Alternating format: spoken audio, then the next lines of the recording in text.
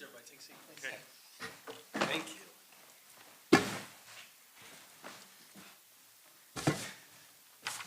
Hello. Thank you all so much, and very, very much looking forward to this conversation, this roundtable, and also just the discussion about the future of our state and why the work that each and every one of you are doing is so important in that, and why we are so excited and grateful to be able to consider you all partners in this work. And so I want to first say thank you so much for the time and coming to the State House for this. And you know, I know everybody around here, we're excited to be able to lean in and discuss the work that's being done and why it's so important. But I want to give a few shout outs to our Secretary of the Environment, Secretary McElwain, wonderful to be with you as always. The Director of the UMD Center for Global Sustainability, Nathan Heltman, it is great to see you. And the Executive Director of Maryland LCV, Kim Coble, and also the Chief Operating Officer of Blink, Mark Bergeron. Thank you so much to each and every one of you for being here and for your leadership. And we are here because the stakes for climate change, they couldn't be higher for our nation, for our state, and also for our planet. And we want to be clear that leading is a choice, and Maryland is going to choose to lead. That we will choose to take it seriously, that we will choose to set the standard, that we will choose to use this as an opportunity to create a truly inclusive industry that will both protect the environment, but also at the same time, also create pathways for economic growth and economic sustainability. And the fact that Maryland has not had an all-in government philosophy on this issue is inexcusable, and is not the path that this administration or this government is going to take, and particularly when we consider that the evidence for why you need to have an all-in philosophy is so glaring. Where literally 2 weeks ago today, the United Nations found that the world is on the brink of a catastrophic warming. And as governor, I think about what that is going to mean for our state. As a parent, I think about what it will mean for all of our children. And our kids should not have to walk home in school in 95-degree heat. Our kids should not have to drink unsafe drinking water. Our kids should not have to suffer from asthma at double the rate of not only, if you look in Baltimore, the rest of the state, but also at historic rates all around the state of Maryland. And our state has some of the most aggressive climate targets in the nation, including a goal to achieve 100% clean energy by 2035. To meet that goal, Maryland will aim to produce 8.5 gigawatts of power from offshore wind, but we also know that in order to move, it's not just enough to move toward clean energy, that we also need to move away from harmful emissions. And that's what we're here to talk about today. The Climate Solutions Now Act mandates two key goals on emissions. The first is that we need to hit 60% emissions reduction goal by 2031. And the second is that we need to hit 100% emissions reduction by 2045. And to reach those goals, we need to have accurate data on the progress we're making so we can also see how far we've gone, but also be very clear about how much further we still need to go. And so as a leader, as many of you have learned, I am data-driven and I am heart-led. I wear my heart on my sleeve and I acknowledge that, but I also know I do not move without data. And in order for us to be strategic, we need to gather the information and the data as to where we currently stand, because you cannot make progress unless you're actually measuring what that progress actually is and what it looks like. And so that's why I'm proud to announce that our administration will be partnering with the University of Maryland Center for Global Sustainability to model Maryland's path towards our climate goals. This partnership will make sure that we're on track to cut emissions so we can help to keep up the pace, help to make sure we're staying focused, help to make sure we're making adjustments if necessary to make sure that we are hitting our goals. And this administration is serious about this. We are serious about fighting climate change. But we also cannot make this fight alone. It will take partnership, it will take collaboration, and it's going to take teamwork. And it's in that spirit that I want to thank everybody for their participation, not only in this discussion, but also for the leadership that you've continued to show in this work, and why together I am very, very confident that we are going to win this fight. And so with that, I'm going to now turn it over to our lead facilitator, the person going to help to lead the charge on this. And I'm excited to share, but also to listen and to learn. So I just want to thank you, Ryan. Thank you so much, and we're really looking forward to this, and thank you for your leadership. Yeah, thank you. Thank you, Governor Moore. It's really excellent kind of opening and set up the framing for today's discussion. And also, it's great we are gathering an amazing panel that have representative from all parts of the society, kind of a policy research and different part of the society.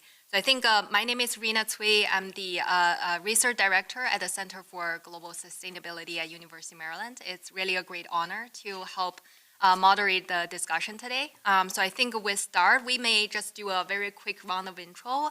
Please say your name and organization so everyone kind of knows who you are. So maybe we'll start from my right-hand side and we can just turn the table. Please. Hi, I'm Serena McElwain, Secretary of Maryland Department of the Environment. Good to be here. I'm Wes Morris. Hi, everybody. Nate Holtman. I'm the director of the Center for Global Sustainability at the School of Public Policy at the University of Maryland. Housed in now our Thurgood Marshall Hall, which the governor helped name about 3 or 4 weeks ago. I'm Kathleen Kennedy. I'm a postdoctoral researcher at CGS and the team lead for Maryland Climate Engagement at CGS. Good afternoon. My name is Camille Burke. I'm actually chair of the Governor's Commission, thank you, on environmental justice and sustainable communities. Good afternoon. I'm Kim Coble. I'm the executive director of the Maryland League of Conservation Voters and also the co-chair of the Maryland Commission on Climate Change. Good afternoon. I'm Mark Pastroni, COO of Blink Charging, and really appreciate the opportunity to be here. Chris Hogan, I'm the Director of the Air and Radiation Administration within the Department of the Environment. Suzanne Dorsey, Deputy Secretary for Secretary McElwain. Great, thank you, everyone. Yeah, so I think we have a list of questions we want to talk through today, and it's already Governor Moore, you touched on a lot of the key themes we're going to talk about today, so it's really great to have your opening remarks. So I think the first question I really want to hear from the table, also probably first from Governor Moore. I think we all know what makes us excel, but I'm interested to hear what makes Maryland primed to lead on climate action, not only within the country, within the United States, but globally. Yeah, I'll be brief because I want to turn it to the panel. I wouldn't trade the assets of the state of Maryland with anybody else in this country. Nobody. When you think about not just the geographic, but also the topographic assets that Maryland has, it's both an opportunity for us to move fast, but it's also a very real responsibility where it is part of our job to make sure that we are protecting those assets. And so when we think about why Maryland should be able to be aggressive when it comes to our climate goals, it's also because we have the infrastructure in place to be able to do so, where we have top-notch institutions of higher education that can then serve as real core partners, both in terms of evaluation, mechanisms, best practices, but also pipelines of people who are going to enter into the field and people that we want to be able to engage. You know, we have some of the best and some most effective nonprofit organizations in the country that are housed here in the state of Maryland that are serving as core partners to be able to make sure that we're addressing challenges such as extreme heat pockets and being able to address challenges like lead and address all these challenges like rising sea levels.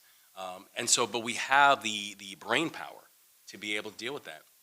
And also here in the state of Maryland, we also have a private sector that is being fully engaged inside this work, where they understand that this is both about how do you solve something that is an existential challenge, but also how are we creating jobs and creating economic pathways for us to be able to grow and sustain and create avenues for work, wages, and wealth. And so I think Maryland is so uniquely poised and capable, but we need to lead, and we need to choose to lead, and we need to choose to have bold, ambitious goals that we actually have an intention of hitting. And we're going to work as one collective society in order to do so. Yeah, thank you, Governor Moore. Others, please feel free to comment on the question. I'll say something. Yeah. We're ahead of the game in Maryland, too. We were one of the first states to create the Greenhouse Gas Reduction Act. That was in 2009. People think California leads in New York, but it's us. We are truly the leaders. People don't realize that sometimes, so I want to make it known. We also have, we write our climate requirements into law. We have the Climate Solutions Now Act, very aggressive. We're leading. We also have RGGI, which is the Regional Greenhouse Gas Initiative. That's huge. We've had that since 2009. I can go on, but since we don't have that much time, I'll stop right now. Yeah, thank you, Secretary McEwen. Others want to comment?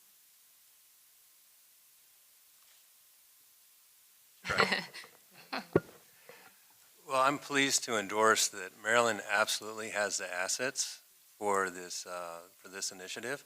I'm coming from the perspective of the electric vehicle world, and transportation is a big category to reduce the carbon footprint. And I'm pleased to say with Blink Charging, we have deep roots in Maryland that go back almost to the start of the industry, or actually absolutely do, in 2011, over 12 years. And I can say over those years, we've developed from a startup company to a global leader in EV charging, and we've seen that Maryland absolutely has the assets, and what it really takes is an ecosystem for the EV industry, because it's a new way of fueling vehicles. That's key. It's a new way of fueling vehicles. You're now fueling vehicles where they're parked, primarily. So that means it takes partnerships, both public and private, across the environment, across the energy world, across transportation, and even real estate. This is a new sector in the industry altogether. So I want to absolutely endorse that I think Maryland is primed to lead this and be a model for other states and other countries. Yeah, thank you. I think it's all really great comments, and I think the EV example actually is very concrete and mentioned. I think it's a good transition to the next question about the partnership. I think it's also mentioned at the opening when Governor Moore have his remarks. I think partnership is very important for us to be able to achieve this really ambitious goal, and especially from the all-in approach or all of society approach. From the state or local government to university or to even communities and more, all of us are needed to achieve that. So my colleagues and our team at the Center for Global Sustainability at University of Maryland are partnership with MDE to continue build out a feasible pathway to achieve the state's goal. And I want to maybe first give the question to Director Nate Haltman and also later others about what do you think is needed to implement those critical pathways and policies? Thanks, Rina. And before I answer that, I do want to thank Governor Moore and Secretary McElwain for your leadership in the partnership. Thank you both for your commitment to driving Maryland forward, leaving no one behind through an integrated set of actions, an all-in set of actions that will drive our state's continued vibrant economy and allow all Marylanders to share in the benefits of a clean, just, rapid, and affordable energy transition that will also help us do our part to address the climate crisis. As we think about how to do this across our state, I want us also to see and lift up the work of the many people across our state, including our legislators, many members of other city and county governments, such as LCV, Blink, and City of Baltimore, and civil society, and many others who have kept us at the forefront of climate action, which we've heard already in the introductory comments. With the highly ambitious Climate Solutions Now Act of 2022, our state is again placed in the lead in the United States. I mean, we have been, just to note.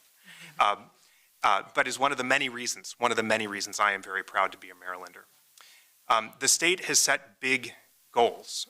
We're aiming for a 60% reduction in our emissions by 2031 and a net zero emissions economy by 2045. These are extraordinarily challenging goals. And one thing that's become clear in recent years as the world and our state seeks to deliver climate action and a just transition is that the only way we can do it is if we work together. And so we're very honored at the Center for Global Sustainability at UMD to be able to serve the state as we all work through options and strategies for achieving these goals collectively, successfully together. For our part, we will be running analysis on a set of policy options that the state can implement, and we'll assess how those options can impact a number of outcomes, including overall emissions. As we do this, we'll be in close contact with the governor and his office, the state's agencies such as MDE and others others across our state, as we're all trying to creatively think through what we can do better, and what we can do together. So Governor Moore, Director McElwain, and Team Maryland, we have been, and I think we can continue to be, the model state of how this job can get done. I think we will do it. We have set ourselves a huge goal, and we're very excited to work with all of you to help do that. Thanks. Yeah, thank you, Nate. And yeah, Ms. Coble, please. Thank you. Yes, and I'd like to emphasize something that Governor Moore said, that we have all the assets. We have remarkable talent and skills and institutions. The one thing that we have to make sure we continue to do is make the choice. We have to choose because it's going to get hard. It's a very difficult problem. And when we set that goal of 60% by 2031 last year, I'll be honest, my throat constricted a little bit. But it's the goal to have and it's the goal to achieve. We can, but we have to choose it. And going to your question, Rina, there's one thing I want to emphasize that what we need, and that is funding and revenue. But there's two sides to this, two interwoven parts. One is obviously generate revenue. We need more funds. The local governments need more funds. Businesses do, citizens do, state agencies do. And that revenue can come from many different sources, and I strongly encourage us to pull together the smart and brightest, similar to the modeling that your center's doing, but to have the financial experts pull together and really look at some creative, innovative funding mechanisms. The second part of this, though, that I think we often forget about, and that is the narrative. And when we talk about costs of implementing climate change, we can talk about lots and lots of money. There's a cost to inaction. And that has to be in every sentence that we talk about. Latest estimates for 2022 was there was about $820 billion in healthcare costs in the United States related to climate change impacts. $820 billion. And when you look across the country, $165 billion were spent in response to extreme weather and disasters, and that was up from the year before. So these costs are going up. So it's not simple to just say, ooh, that costs too much. That solution is going to be on the backs of whoever, without saying, but the cost of inaction is more. And I think we have to look at both of those as we look at revenue. Yeah, thank you, Ms. Coble. Yeah, I agree entirely that this all-of-society approach is very important, and I think the analysis that we are doing at CGS can be one really interesting venue to bring some of those conversations together. Previously, we did an analysis of opportunities for emissions reductions in the state's manufacturing sector, and as part of that, we were able to sit down with industry leaders who were very engaged and very excited to contribute. It was just really wonderful to see all of that energy in the business community as well. And Ms. Burke. I wanted to acknowledge, and I would be remiss if I did not say, we need Marylanders. We need the citizens of Maryland. We can't do this without them. We need their buy-in early and often, and it has to continue to happen. We also need to acknowledge those who have come before us in this work.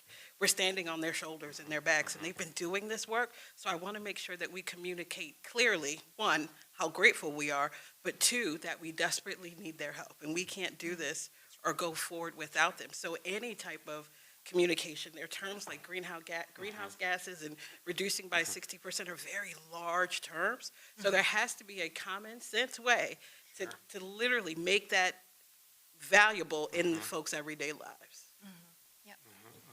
Completely agree. I think it's, the ambitious goal, we need to tackle it piece by piece and with all the efforts from all of us.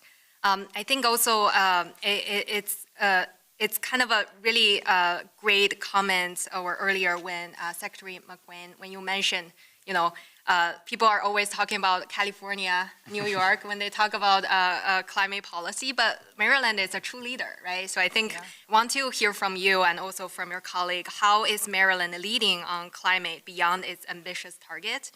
What can we learn? Is there anything we can learn from other states as well? Yeah, so we're leading beyond our targets through the partnerships that we were just talking about. We have with you, we lead with you, obviously. We lead through the Climate Change Commission, and we lead through partnerships with working with governments, local and federal, with scientists, with industry. So it's us together is how we're able to lead globally and be the example for the entire country, as well as the United States, as well as globally. And together, what we're doing is coming up with our own strategies, right, and our own vision to make Maryland the leader and continue to be the leader in climate change.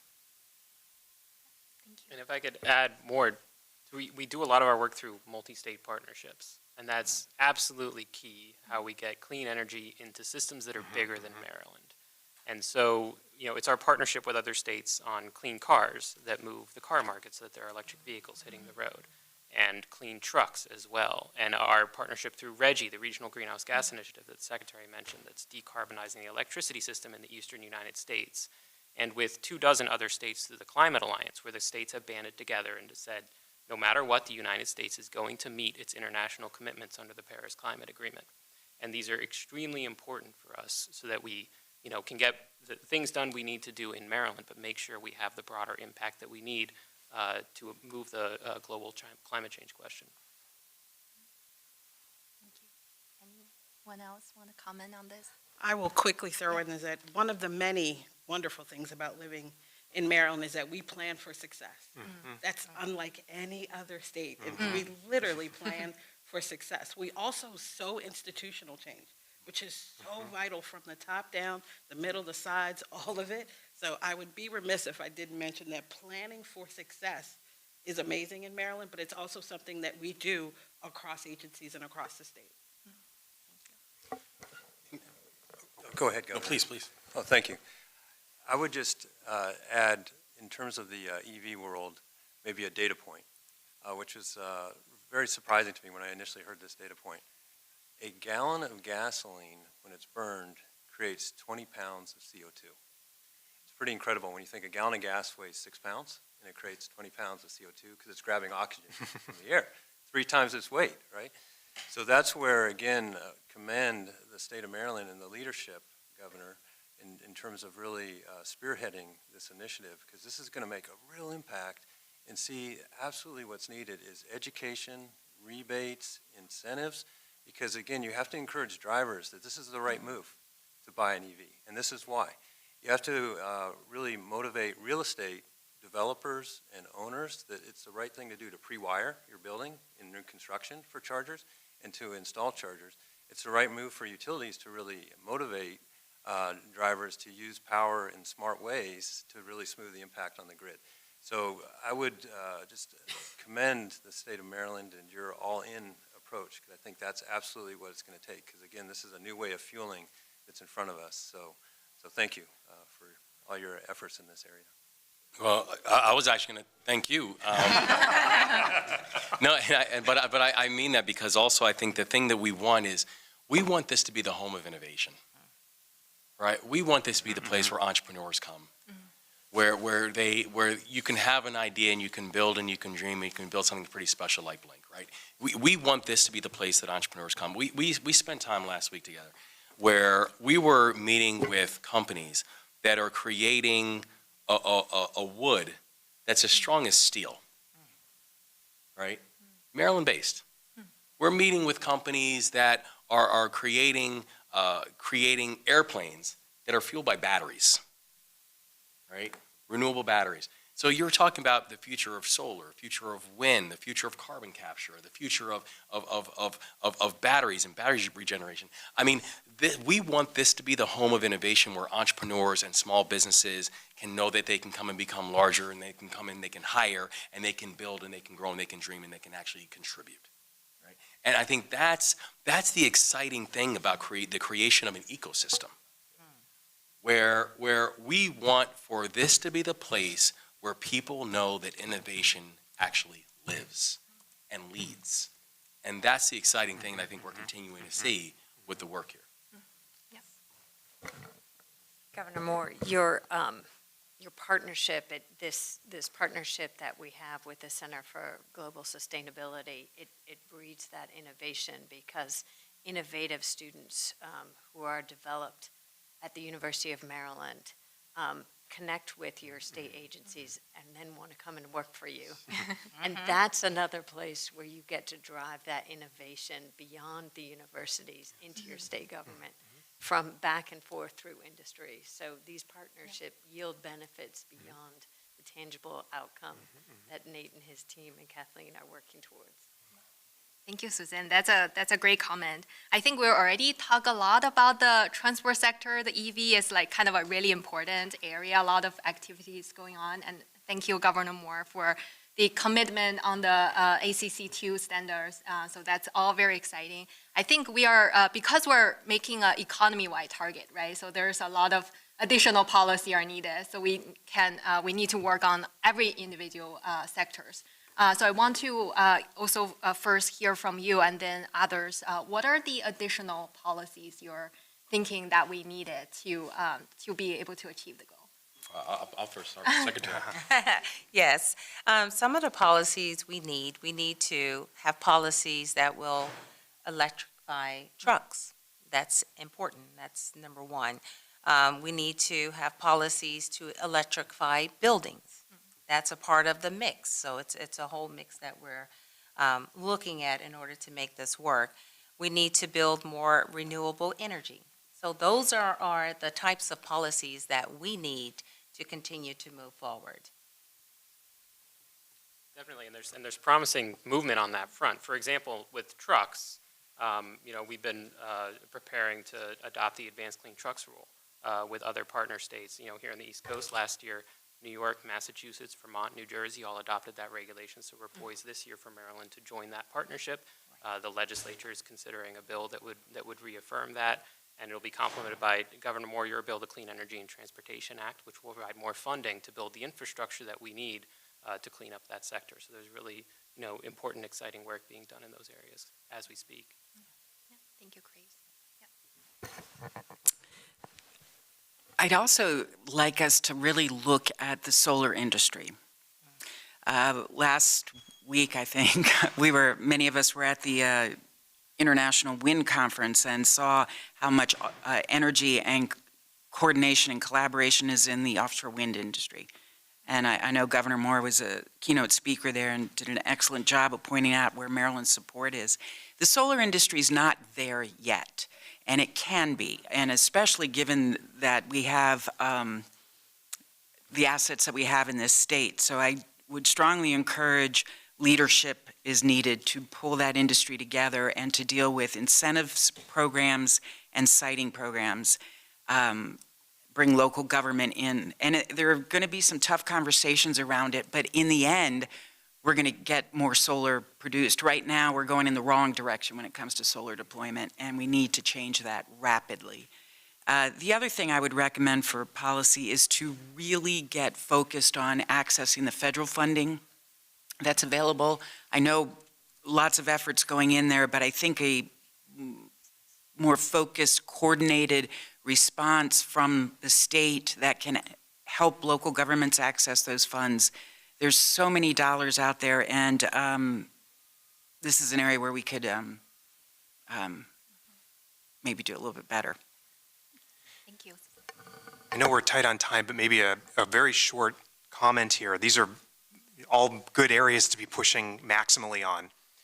One of the things that I think also is important for us, and we in Maryland can do well, is to recognize that The world is changing extraordinarily rapidly right now in terms of the technologies that are available to us, in part because of the innovations that are happening in our state and also around the world.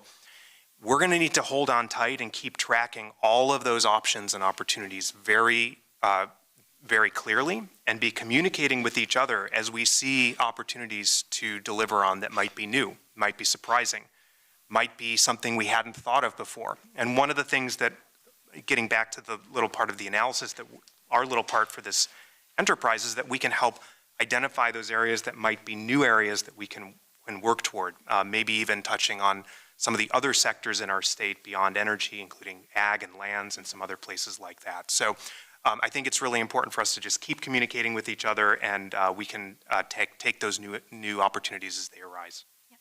Thank you, Nate. I will briefly Yes, throw in, please. as an employee of a local health department, I am not going to go back to Baltimore without mentioning health and all policies. Not going to leave here without doing that. Health and environment are so closely related, and we think it's a no-brainer, but I'd like for us to be a lot more intentional with an environmental lens, but a health focus. Thank you, Camille. That's a great segue to the next question about the multiple priorities we have for the state, right? Climate change is one of it.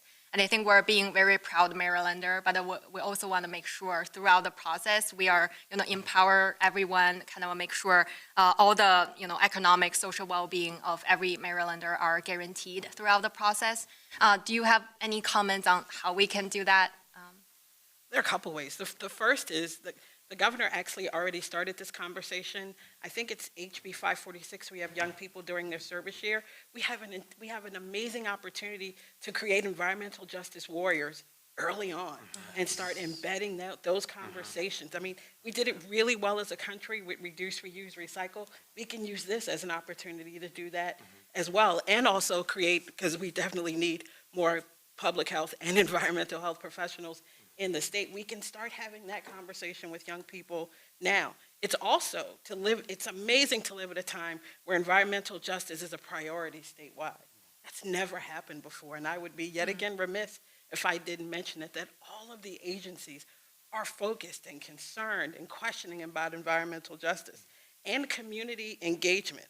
And something that just makes sense, in recognizing that Maryland is a diverse state, literally from Baltimore to the shore. There is not a one-size-fits-all, so we have to have those conversations in communities. Some of them are hard conversations. Some of them are things that we haven't done, and we have to own that. But those are conversations that we have to have. Oh, I'd like to add. I like what you just said. And one thing, when you mentioned all state agencies, all of us, we need to look at everything that we do from an equity lens. That is the first thing. And sometimes we just don't. We get caught up in what we're doing, but we need to stop and make decisions from an equity perspective. That is my priority. That is something that we are doing in my agency. And I'll say another thing. You ask about the biggest opportunity that we have to make a positive impact. The biggest opportunity that we have is to continue to move away from fossil fuels and move toward clean energy. And so that should be our focus. That's what we're doing. I think that's the biggest opportunity to look at environmental justice issues and make sure that we are protecting those overburdened communities. And if I can just add, Secretary McElwain has directed her staff to work towards a listening tour in communities that are impacted by environmental justice issues. So she is beginning that tour this month, working with Curtis Bay and other communities that some have reached out to her and others she's engaging with. So listening and including them in the conversation is an important directive she's given her staff. That's right. Yeah, Thank that's you. amazing. I'll be quick. The other thing, as we have this conversation, is to look at those cumulative impacts, because they are additive. It is not just simply the permit for this particular industry. It's the permit, it's the traffic, it's the food desert, it's the heat island, and we have to start looking cumulatively. That is another priority. Thank you. I'll be brief as well. I just wanted to say that this is also a priority for us as we do our analysis work, where we want to make sure, as we're providing, these potential pathways to the state, that we also consider co-pollutants and what the health benefits are of taking these actions as well. Just to add that we're absolutely committed to providing good jobs here in Maryland, and see a lot of opportunity for a wide range of good jobs here in Maryland. Speaking for Blink, we produce chargers right here in Maryland. We have a production capability of about 20,000 chargers a year, and we're committed to expanding that. We're committing to investing another $50 million here in Maryland to produce chargers and to provide jobs. In addition, there's a number of jobs in installing chargers that are available out there for contractors, electrical contractors, general contractors. And again, I think that's where education can be helpful to really show the workforce what opportunities are out there with regard to EV charging. So we're absolutely committed to that.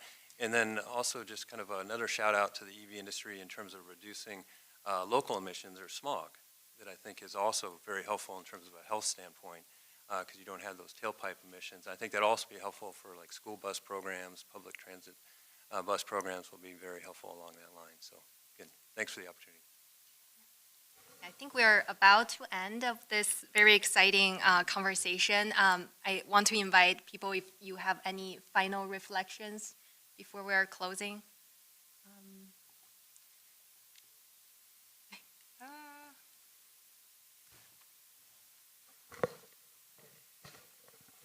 Get back to work. Yes, that's a really great I think summary. we covered it all. Yeah. That was a great panel. That's all kind of the key words we are hearing today. We need all of the society. We need to kind of tackle the most challenging goal we have across the country, even the globe. Thank you, everyone, for being part of the partnership, and I think we're excited to work together. Thank you. Okay. Thank you all. Thank you. Thank you. Thank you.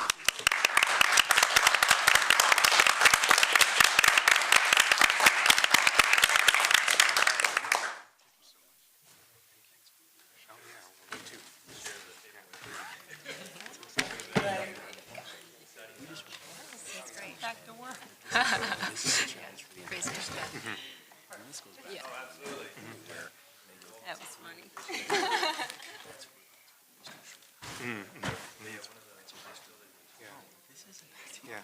Yeah. Well, we are excited. We've been talking to MD a little bit about this, but to the extent there's a